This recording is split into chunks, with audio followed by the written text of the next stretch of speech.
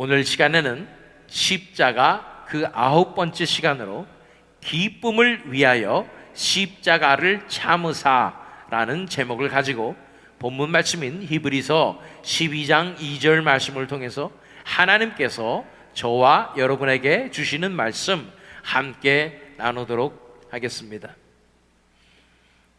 여러분들이 인생을 살아가시면서 겪어본 가장 수치스러운 일은 무엇입니까?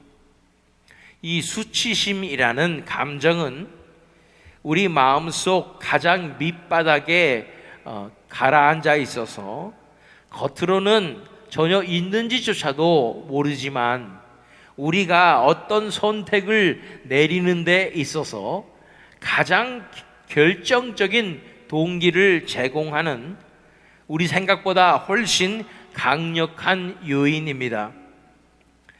요즘 사람들이 말하는 이불킥이라는 말이 있습니다. 자다가 갑자기 생각나가지고 너무도 창피해가지고 괜히 이불을 걷어차기 때문에 이불킥이라고 얘기하는 것입니다. 저도 예전에는 제가 실수했던 일들이 부끄러워가지고 갑자기 불쑥 생각나면 얼굴이 빨개지고 내 자신에게 화가 나다가도 수치심에 몸서리가 쳐지는 경험들이 많이 있었습니다.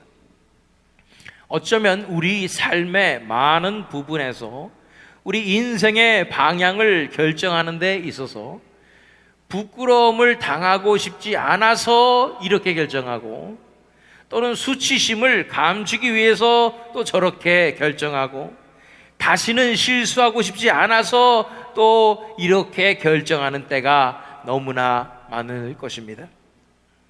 그런데 우리가 알아야 될 사실이 하나가 있으니 이 수치심이 바로 사탄이 우리를 조종하고 통제하는 주된 수단 중에 하나라는 것입니다.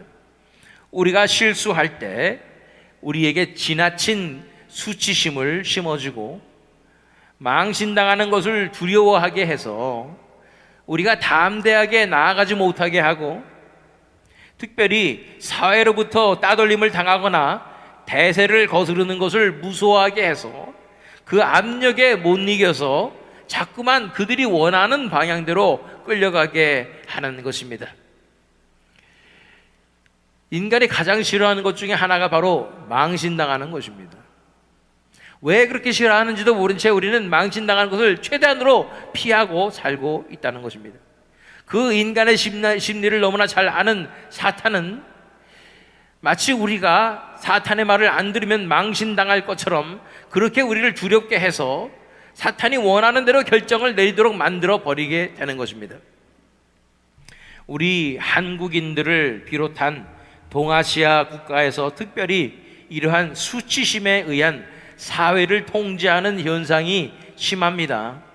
한국도 굉장히 심한데 지난번에 제가 일본을 방문하고 나서는 작년이었던 것 같아요.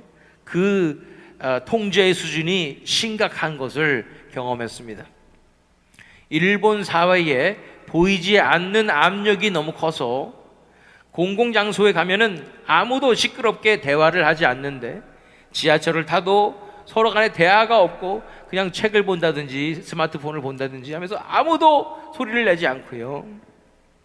심지어는 공항으로 돌아가기 위해서 이 리무진 버스를 탔는데 거의 대부분 외국인들이 타고 있었고 미국인들이 다 타고 있었어요. 말투를 들어보니까 다 미국인 사람 같은데 이 사람들이 버스에 타자마자 아무런 대화도 하지 않냐고 가족끼리 탔는데도 불구하고 쥐죽은 듯이 조용하게 이 버스를 타고 공항까지 가는 것을 경험을 했습니다. 사실 전 세계적으로 개념 없이 시끄러운 것으로 유명한 것이 미국 사람들이에요. 프랑스에 제가 방문했을 때에도 프랑스 사람들은 말 자체가 그래서 그런지 말을 조용 하는데 그런 프랑스 사람들 사이에서도 유독 큰 목소리로 남들 시선 인식 안 하고 막 떠들면서 말하는 사람들은 다 미국 사람들이더라고요.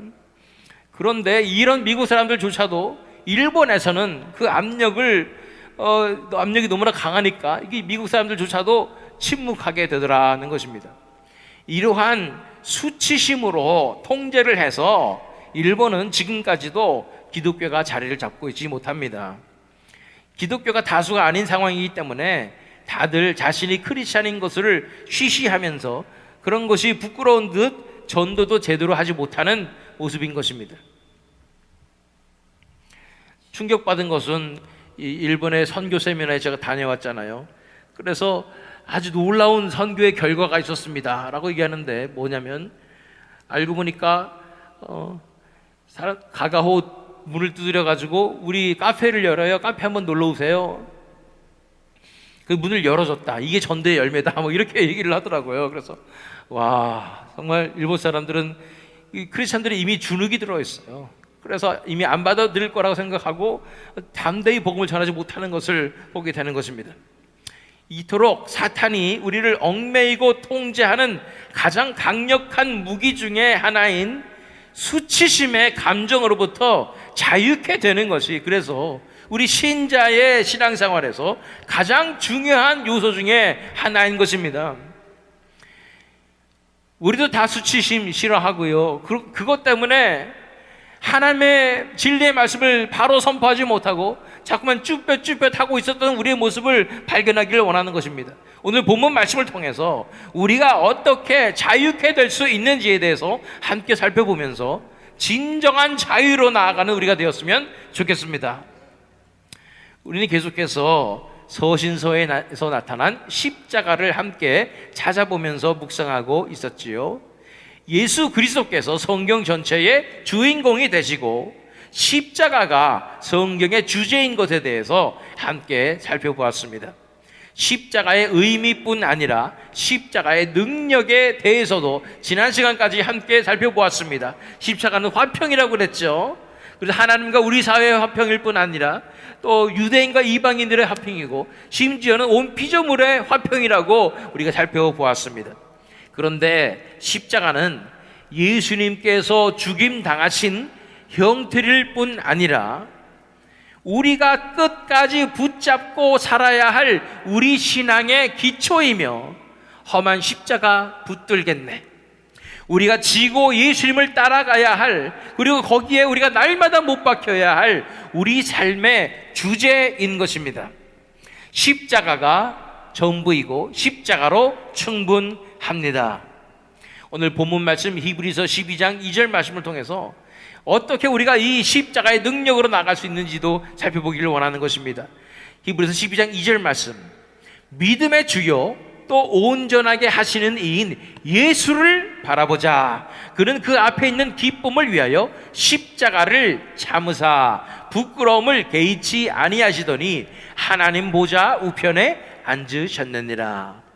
여기 보니까 믿음의 주요 온전하게 하시는 이인 예수를 바라보자 라고 말하고 있습니다. 그런데 이 히브리서 기자가 왜 굳이 이 상황 가운데서 예수님을 바라보자 라고 말했을까요? 그것을 알기 위해서는 그 문맥을 알아야 되기 때문에 바로 전절인 1절 말씀도 읽어보겠습니다. 이러므로 우리에게 구름같이 둘러싼 허다한 증인들이 있으니 모든 무거운 것과 얽매이기 쉬운 죄를 벗어버리고 인내로써 우리 앞에 당한 경주를 하며, 여기 보니까 구름같이 둘러싼 허다한 증인들이 있다고 말씀하고 있습니다. 이 증인들은 어떤 증인들일까요? 히브리서 11장에 나열되어 있는 믿음의 조상들을 이야기하고 있습니다. 히브리서 11장은 바로 믿음장이라고 불리는 장이어서 거기에는 믿음으로 아브라함은, 믿음으로 모세는, 이러면서 믿음의 선진들이 나와 있는 것입니다. 이 구름같이 둘러싼 허다한 증인들이 있는데, 여기 보니까 이들이 다 경주를 하고 있다는 거예요. 우리 앞에 당한 경주를 하며 그들을 닮아서 우리가 모든 무거운 것과 얽매이기 쉬운 죄를 벗어버리고 인내로써 우리 앞에 당한 경주를 한다는 것입니다. 이 경주는 믿음의 경주는 단거리가 아니고 마라톤으로서 중간중간에 고비가 찾아오고 가파른 언덕길을 올라가야 할 때가 많고, 또 포기하고 싶은 순간들이 많은 것을 다 견뎌내야 하는 경주인 것입니다. 이런 상황 가운데서 보니까 모든 무거운 것과 얽매이기 쉬운 죄를 벗어버리고 라고 했는데, 우리를 얽매이는 것이 뭐냐면 죄라고 얘기하는 것입니다. 이렇게 우리를 올가매는 죄책감과 또 우리를 무겁게 만드는 이 수치심과 이런 것들을 벗어버리기 위해서, 그래서 경주를 끝까지 인내로서 승리해내기 위해서 해야 하는 것은 뭐 해야 된다고요? 바로 믿음의 주요 또 온전하게 하시는 이인 예수를 바라보자 라고 말씀하고 있는 것입니다. 예수님이 어떠셨기 때문에 예수님을 바라보면 우리가 경주를 완주할 수 있게 된다고 말씀하시는 것일까요? 믿음의 주요 또 온전하게 하시는 이인 예수를 바라보자. 그는 그 앞에 있는 기쁨을 위하여 십자가를 참으사 부끄러움을 개의치 아니하시더니 하나님 보좌 우편에 앉으셨느니라. 예수님께서 그 앞에 있는 기쁨을 위해서 십자가를 참으셨다고 말씀하고 있는 것입니다. 십자가의 고통을 다 참아내실 수 있는 비결이 있었는데 그것은 바로 그 앞에 있는 기쁨이었다라고 말하는데, 예수님께서 참으셨어야 하는 그 고통 중에 가장 큰 것 중에 하나가 바로 뭐냐면 부끄러움이라는 거예요. 부끄러움을 개의치 아니하시더니, 이 부끄러움을 개의치 아니하셨다고 말하는 이것은 원문의 표현을 직역하자면은 부끄러움을 경멸하셨다는 뜻입니다. 여기서 경멸하셨다는 표현은 우리가 경멸을 언제 했습니까? 얕잡아 볼 때 경멸한다 이렇게 얘기하잖아요. 이 부끄러움 이런 거는 아주 하찮고 무의미하게 생각하셨다는 거예요. 부끄러움이 우리한테는 너무나 큰 거고, 그것 때문에 우리는 인생이 좌지우지되고, 한마디로 그것 때문에 우리가 인생을 요모냥 요꼴로 살고 있는데, 예수님께는 그것이 아무것도 아닌 하찮은 것이었다는 것입니다. 분명 십자가를 지는 것은 엄청난 수치를 동반하는 것이었습니다. 상황적으로 보아도 사람들이 메시아라고 칭송했던 그분이, 그래서 선생님이여 선생님이여, 심지어는 제자들은 주여 그리스도시요 하나님의 아들이시니이다 라고 고백했던 바로 그분이, 또 불과 며칠 전만 해도 예루살렘에 입성하게 되는데 사람들이 이 길가에 옷을 깔고 종려나무가지를 깔고 호산나 우리를 구원하소서라고 환호했던 바로 그분이 지금은 십자가에 달려 계시는데 이단의 괴수가 되어서 종교재판에서 정죄가 되어서 처형을 당하시는 상황인 것입니다. 망신도 이런 망신이 없습니다. 다들 손가락질하며 정죄하며 제자들도 다 떠나가고 이미 여론이, 대세가 다 이미 예수님을 가짜다라고 정해 놓았습니다. 모든 사람들 앞에서 보란 듯이 십자가에 달려 계시는데, 당당하게 달려 계신 것도 아니고 아무런 힘도 없는 듯이 그렇게도 무기력하게 달려 계시는 거예요. 마치 스크랩북에 핀으로 박혀있는 한 마리의 나비와 같이 죄인의 대명사가 되셔서 그렇게 보기 좋게 전시되어 계셨던 것입니다. 더군다나 옷도 다 벗겨져서 적나라하게 그 수치가 드러나게 되는데, 밤새 채찍질을 그렇게 많이 당하시고, 옛날 로마 채찍 아시죠? 살점이 다 뜯겨나가는 그 채찍이었어요. 피를 너무 많이 흘려가지고 이제 아름답고 건강한 모습이 아니라 너무도 처참하고 볼품없고 수척해진 모습을 있는 그대로 다 드러낸 그런 상황이었던 것이에요. 그런데 정작 예수님께서는 이 수치를, 이 부끄러움을 하찮게 여기셨다, 무의미하게 여기셨다는 것입니다. 예수님께서는 어떻게 이 수치심으로부터 자유롭게 되시고 어떻게 또 견뎌내신 것일까요? 이것에 대해서 본문 말씀은 바로 그는 그 앞에 있는 기쁨을 위하여 십자가를 참으사 부끄러움을 개의치 아니하시더니 라고 말씀하고 있습니다. 십자가의 고통이 너무도 극심하고 그 수치심의 공격이 너무도 끔찍하지만 이 모든 것을 이겨낼 수 있는 동기가 분명히 있었다고 말하는 것인데, 그것은 바로 앞으로 있을 기쁨을 위해서 이 모든 것을 견뎌내실 수가 있었고, 이 수치심의 공격으로부터 자유롭게 되실 수 있었다는 것입니다. 예수님께서 바라보고 계셨던 그 앞에 있는 기쁨이 과연 어떤 기쁨이었길래 예수님께서 이런 모든 것들을 견디실 수 있었을까요? 성경학자들은 말합니다. 첫 번째는 이것이 바로 택한 자를 구원할 기쁨이었다. 이 십자가의 고통의 터널을 지나면 이 십자가의 역사로 말미암아 하나님께서 사랑하시는 그 영혼들, 택한 자들을 구원하실 수 있기 때문에 그 영혼들을 사랑하신 예수님께서 기쁘셨다는 것이죠.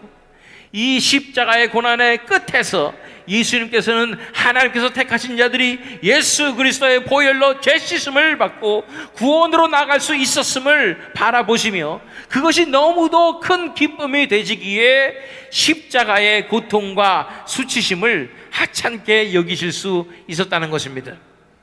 베드로전서 2장 24절 말씀을 읽어보면 친히 나무에 달려 그 몸으로 우리 죄를 담당하셨으니 이는 우리로 죄에 대하여 죽고 의에 대하여 살게 하려 하심이라. 그가 채찍에 맞음으로 너희는 나음을 얻었나니. 예수님께서 사랑하시는 택한 자들이 나음을 입을 수만 있다면 예수님께서는 기꺼이 채찍을 대신 맞아주시고 기꺼이 십자가에서 못 박혀 돌아가시는 것입니다. 그것이 예수 그리스도의 사랑이요, 이 영혼들을 사랑하신 것이 바로 예수 그리스도의 기쁨이었던 것입니다. 그들을 구원할 수 있는 그 기쁨을 가지고 십자가의 고통을 이겨내시고 그 수치를 다 감당하셔 주셨던 것입니다. 성경학자들이 얘기하는 두 번째 이 예수님이 그 앞에 있던 기쁨은 어떤 기쁨이었을까? 두 번째는 바로 부활의 승리로 하나님 앞에 돌아갈 수 있는 기쁨이었다는 것입니다. 이 십자가를 지나면, 죽음을 지나면 반드시 의인을 살리시는 하나님께서 백성들을 위하여 자기 몸을 바치신 의로운 어린 양이신 예수님을 다시 살리시고 부활시키셔서 이제는 높이시고 하나님 아버지 품으로 돌아오게 하실 것이라는 그 기쁨으로 이 모든 십자가의 고통을 이겨내셨다는 것입니다. 이렇게 하나님께서 사랑하시는 영혼들을 위해서 목숨을 희생하는 의인을 하나님께서는 살려주실 것이기 때문에 십자가의 끝에 반드시 부활이 있으며 또 천국의 소망이 있다는 것을 믿으셨기 때문에 예수님께서는 기쁨으로 십자가를 지시고 그 부끄러움을 기꺼이 당하신 것입니다. 사도행전 2장 32절과 33절 말씀을 읽어보면 이 예수를 하나님이 살리신지라. 우리가 다 이 일의 증인이로다. 하나님의 오른손으로 예수를 높이심에 그가 약속하신 성령을 아버지께 받아서 너희가 보고 듣는 이것을 부어 주셨느니라. 예수님께서 하나님 아버지께서 이 의인이셨던 예수님을, 그 의인의 죽음을 그냥 내버려 두지 않으시고 이제 역사해 주셔서 살려주시는 것입니다. 부활이 있었던 것입니다. 뿐 아니라 오른손으로 예수를 높이심에 이렇게 영광도 받게 하여 주시는 것입니다. 모든 이름 위에 뛰어난 이름을 주시고 모든 무릎이 다 예수 그리스도 이름 앞에 무릎 꿇게 하시는 것입니다. 이렇게 많은 성경학자들은 그 앞에 있는 기쁨이 바로 이 두 가지 기쁨이었다고 이야기하는 것입니다. 영혼들을 구원할 기쁨, 그리고 부활의 승리를 경험하고 아버지께로 돌아갈 그 기쁨 두 가지였다고 말하고 있는 것입니다. 그러나 오늘 이 시간 제가 여러분에게 말씀드리고 싶은 것이 한 가지가 더 있습니다. 가장 근본적이고 중요한 기쁨이 있는 것입니다. 그것이 오늘 우리가 깨달아야 할 하나님께서 우리에게 주실 그 말씀이 바로 이것입니다.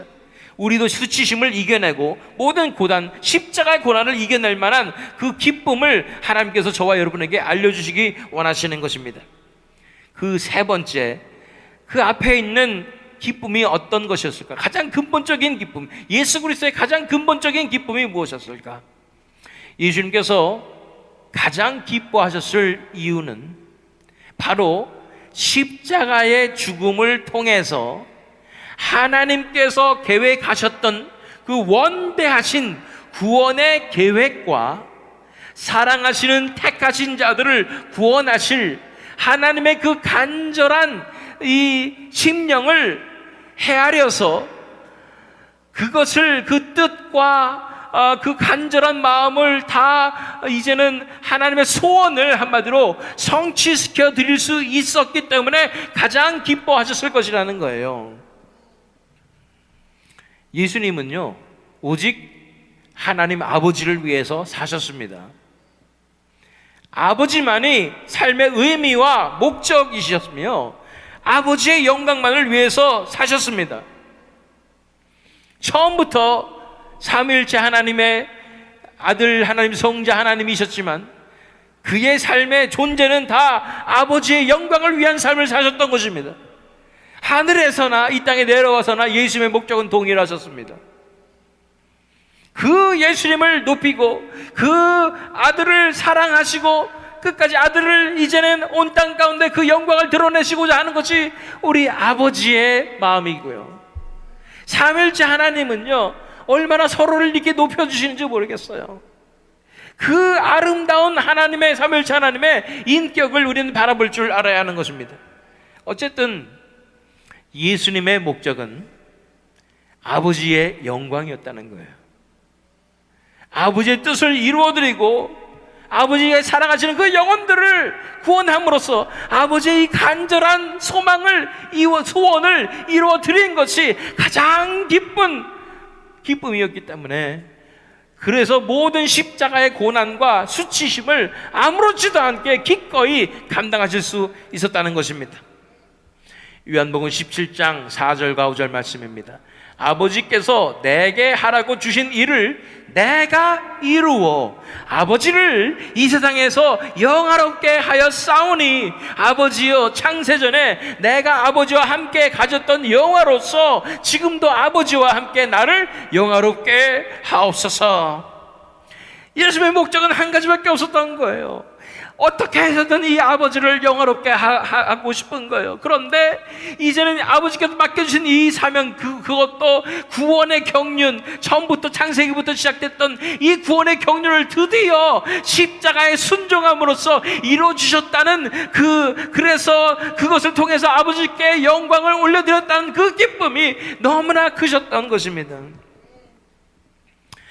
하나님 아버지의 마음을 알아서 나의 모든 것을 들여서, 내 목숨을 들여서 그 사명을 이뤄낼 뿐 아니라 그분이 사랑하시는 영혼들을 위해서 생명을 들여서 그들을 건져내므로 하나님 아버지의 마음을 흡족하게 해드리며 하나님께 영광을 돌려드리는 것이 예수님께서 가지셨던 바로 그 기쁨이었고, 또한 하나님의 자녀로서 우리가 가져야 할 기쁨입니다.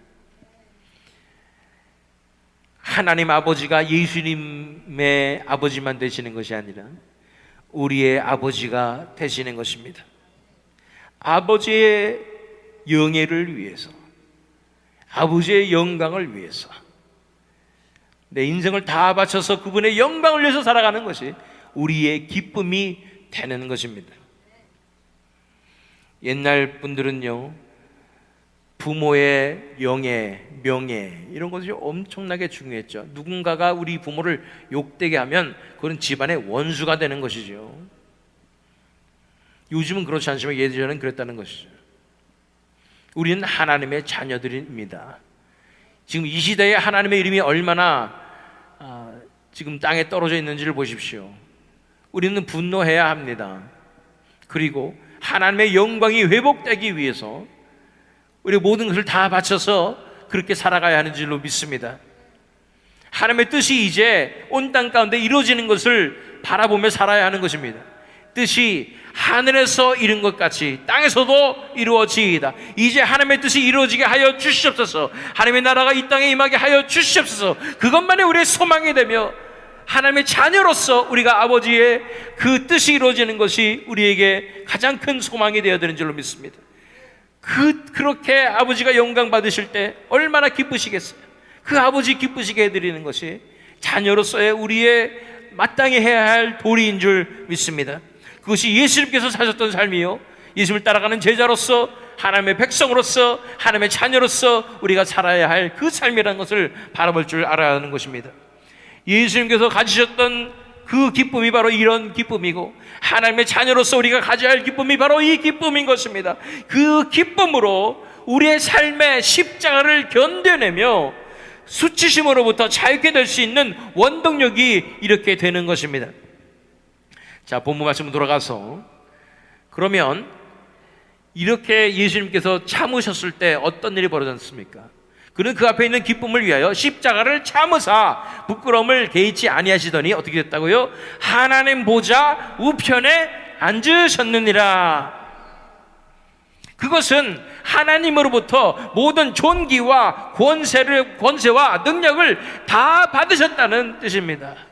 이렇게 아버지의 소원을 이뤄드리며 아버지의 기쁨을 위해서, 그것이 나의 기쁨이 되어서 이제 목숨을 바쳐서 이 사명을 감당한, 이 계획을 완성시킨 예수님을 하나님께서 높이시는 것입니다.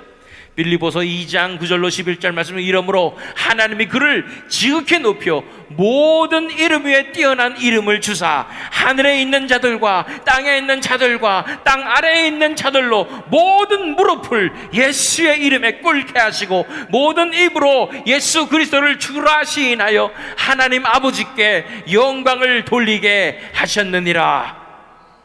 할렐루야. 이렇게 예수님을 높여드리는 것뿐 아니라 예수님께서도 그렇게 고백을 하셨어요. 부활하신 다음에 마태복음 28장에서 18절로 20절 말씀, 예수께서 나와 말씀하여 이르시되 하늘과 땅의 모든 권세를 내게 주셨으니 그러므로 너희는 가서 모든 민족을 제자로 삼아 아버지와 아들과 성령의 이름으로 세례를 베풀고 내가 너희에게 분부한 모든 것을 가르쳐 지키게 하라. 볼지어다 내가 세상 끝날까지 너희와 항상 함께 있으리라 하시니라. 이렇게 하나님의 소원을 알아드리고 그 사명을 이루어드리고 하나님의 영광이 내 기쁨이 되어서 그렇게 헌신한 삶을 살게 될 때 하나님께서는 반드시 역사하여 주십니다. 이렇게 하나님의 영광을 위해서 모든 것을 내어놓고 우리 안에 역사하시는 예수님을 믿어서 순종함으로 나아가게 될 때 하나님의 자녀들에게도 하나님께서 놀라운 영광을 나누어 주신다고 말씀하여 주시는 것입니다. 로마서 8장 17절로 18절 말씀, 자녀이면 또한 상속자 곧 하나님의 상속자요 그리스도와 함께한 상속자니 우리가 그와 함께 영광을 받기 위하여 고난도 함께 받아야 할 것이니라. 고난은 십자가죠. 생각하건대 현재 고난은 장차 우리에게 나타날 영광과 비교할 수 없도다. 이 십자가를 예수님이 손 꼭 붙잡고 다 견뎌내고 수치와 고난과 핍박을 다 견뎌내게 될 때 장차 우리에게 다가올 것은 영광이라는 것입니다. 그 영광이 얼마나 큰지 이 고난과 비교할 수 없는 엄청난 영광이라고 말씀하시는데 그 영광이 도대체 뭘까요? 요한계시록 20장 4절 말씀 읽어보면 또 내가 보좌들을 보니 거기에 앉은 자들이 있어 심판하는 권세를 받았더라. 또 내가 보니 예수를 증언함과 하나님의 말씀 때문에 목배임을 당한 자들의 영혼들과 또 짐승과 그의 우상에게 경배하지 아니하고 그들의 이마와 손에 그의 표를 받지 아니한 자들이 살아서 그리스도와 더불어 1000년 동안 왕노릇하니. 하나님의 자녀들에게 하나님의 소원을 이루어드린 하나님의 자녀들에게 예수 그리스도를 의지하여 끝까지 순종한 자녀들에게 목숨을 바쳐서 이 신앙을 끝까지 지켜낸 이 성도들에게 주시는 영광은 바로 예수 그리스도와 함께 왕노릇하는 것입니다. 이것이 우리의 소망이 되기를 원합니다. 상상이 안 가시죠? 예수님과 함께 왕노릇하리라. 다른 표현에 보면 영영토록 왕노릇하리라. 엄청난 영광입니다. 하나님의 영광을 위해서 나의 모든 것을 다 기꺼이 내어드리며 그것이 나의 기쁨이 되며 그것이 나의 동기가 되어서 살아갔을 때 예수님과 함께 왕노릇하는 놀라운 영광을, 그 영광을 함께 누리게 되는 것입니다. 자, 제가 서두에 말씀드렸습니다. 수치심에 대해서 말씀드렸죠. 수치심이 바로 우리를 무너뜨리며 마귀가 우리를 컨트롤하고 조종하는 수단이다. 그것부터 자유케 되는 것은 비단 심리학적인 치유를 위해서뿐 아니라 실제적인 그리스도인의 삶을 사는 데 있어서 가장 중요한 요소 중에 하나입니다. 모든 사회적인 압박과 공격에 굴복하지 않고 모든 것을 잃어버릴 두려움을 이겨내고 하나님의 영광만을 위한 선택을 해낼 수 있게 하기 때문입니다. 모든 우리 선택의 기준에 있어서 무엇이 기준입니까? 이렇게 하면 사람들이 어떻게 생각할까? 저렇게 하면은 내가 어떻게 될까? 이게 아닙니다. 하나님의 뜻은 무엇인가? 어떻게 하면 하나님의 영광이 드러나는가? 이것이 기준이에요. 그 선택을 하면 내가 망할 것 같고, 내가 사회에서 매장당할 것 같고, 엄청 욕먹을 것 같고, 그런 상황이 오더라도 하나님의 영광을 위해서 선택하는 거예요. 그 자를 하나님께서는 찾고 계시고 지금 오디션 보고 계시는 거예요. 천국에 데려가시려고. 예수 그리스도 왕노릇하는 통치자로 오디션 보고 계시는 거예요. 얼마나 우리가 신실하게 하나님의 자녀로서 살아가는가 보시고 계시는 거예요. 오늘 우리는 본문 말씀을 통해서 배웠습니다. 이런 우리를 얽매이는 수치심으로부터 자유케 되는 비결은 우리 마음 가운데 하나님의 영광을 위한 동기가 우리를 주관해야 합니다. 어떻게 하나님의 영광만을 위한 동기가 우리 마음을 가득 채울 수가 있겠습니까? 정답은 동일합니다. 우리 스스로는 불가능합니다. 하나님의 은혜로만 가능하며 예수님께서 우리 안에 대신 살아주셔야 가능합니다. 왜냐하면 오직 예수님께서만 이 삶을 살아내셨고 그 순수한 하나님 아버지에 대한 사랑을 가지고 계시는 것입니다. 우리 안엔 그런 게 없어요. 다 이기적인 마음밖에 없어가지고 우리 결국 배신하게 돼 있어요. 그러나 만약에 예수님께서 내 안에 살아주신다면, 그 온전하신 예수님께서 내 안에 대신 살아주신다면 이것이 가능합니다. 하나님의 영광만이 나의 동기가 되어서 그렇게 끝까지 하나님께 영광 돌리며 하나님의 영광이 내 기쁨이 되며 살아갈 수 있는 것입니다. 여기에서 우리의 십자가, 우리가 지을 십자가가 등장합니다. 우리 자신을 날마다 십자가에 못 박고 온전히 내어드려서 우리 삶 가운데 예수님의 죽음과 연합되어서 예수님의 부활의 생명과도 연합되는 능력이 나타나서 내 안에서 예수님께서 살아주시는 놀라운 구원의 삶, 십자가 복음의 삶으로 나아가게 될 때 우리는 하나님께 영광을 돌리고 또한 하나님의 마음을 알아들여서 그분의 소원을 이루어드리는 삶의 동기로만 우리 마음 가운데 가득하게 채워지게 될 줄로 믿습니다. 하나님의 마음을 알아들이는 자, 부모의 마음 알아들이는 자녀가 이쁘듯이 하나님의 마음을 알아들이는 그 자녀로서 우리가 일어서게 될 줄로 믿습니다. 이렇게 날마다 자신을 십자가에 못 박고 예수 그리스도의 십자가만 붙잡고 의지함으로 삶 가운데 예수 그리스도께서 온전히 주관하셔서 삶의 동기와 나의 기쁨이 오직 하나님의 영광이 되어서 하나님의 소원을 이루어드리는 삶을 온전히 살아내어서 우리를 얽매이던 수치심으로부터 온전케 자유케 되어서 결국 하나님께 영광을 돌려드리시는 저와 여러분 되시기를, 또 이 새믿음 장로교회 되시기를 예수 그리스도 이름으로 축원합니다.